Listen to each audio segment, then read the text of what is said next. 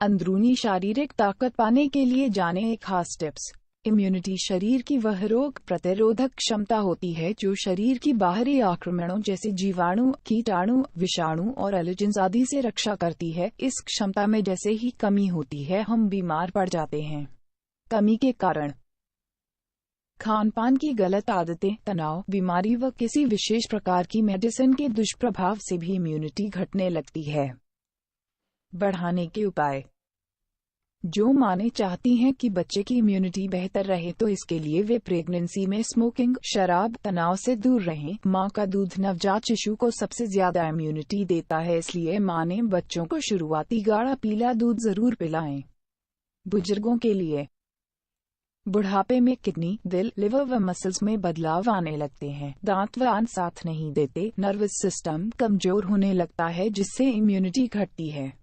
इसलिए अपनी डाइट में पानी, वसा, विटामिन, प्रोटीन, मिनरल व कार्बोहाइड्रेट को संतुलित मात्रा में शामिल करें और डॉक्टर द्वारा बताई गई जोड़ों, कमर व घुटने आदि की एक्सरसाइज करें।